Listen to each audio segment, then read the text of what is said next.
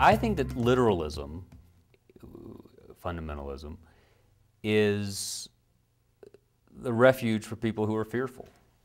I think that it's much easier to put on a coat of armor and stand still, or to fight blindly or reflexively, than to judge the slings and arrows of fortune as they come, because that part's scary.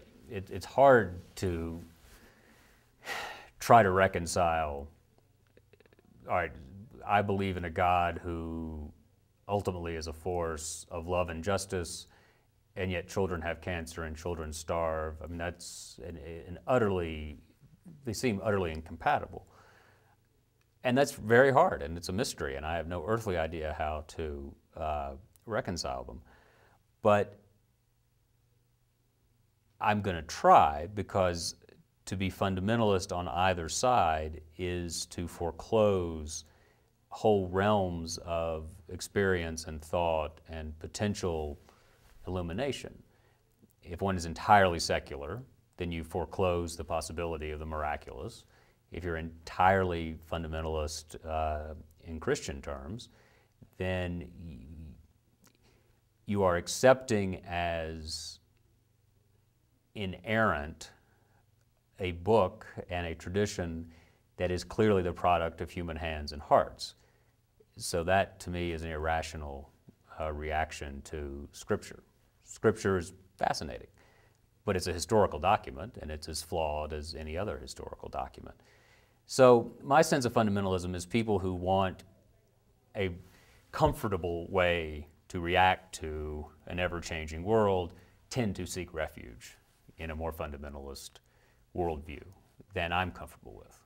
Islamic literalism, it's Christian literalism, it's this idea that we have access to the complete truth and all the answers, and that those who do not agree with us are somehow subhuman, are infidels, are justifiable targets. And we got in trouble in epically tragic terms in the 20th century when various people, various systems dehumanized others, and that's essentially what we're living with now. And the engine of that dehumanization is a fundamentalist view in one's own virtue and the correctness of one's own view. So to me, the largest story of our time will be a reformation, a moderation of forces of extremism around the world, including some at home, but chiefly around the world, because people are sometimes a little, I think, too sanguine about terrorism. The idea is, well, Al-Qaeda is small beer, I think The Economist put it recently.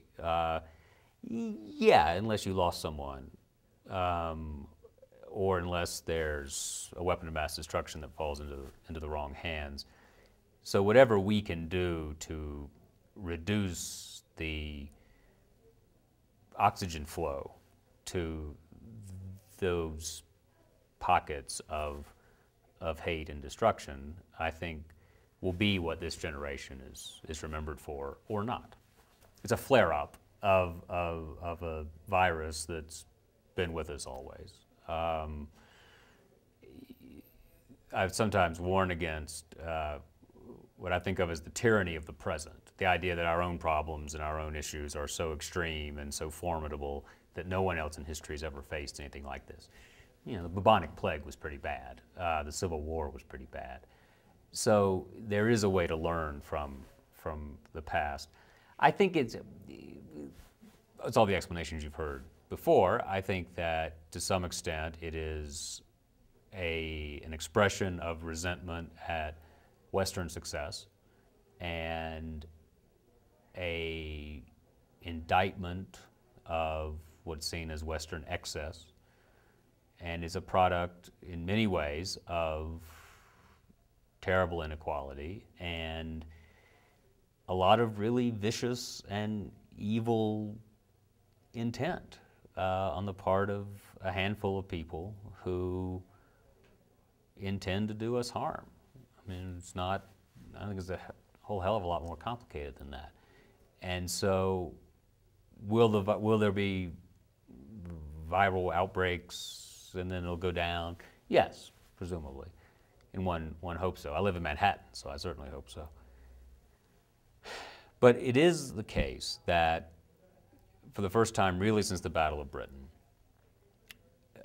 huge civilian populations are in fact at risk and find themselves unwitting combatants in a war that they don't quite understand. And I think to that extent, what the Bush administration has defined in the past 6 years or so has been accurate.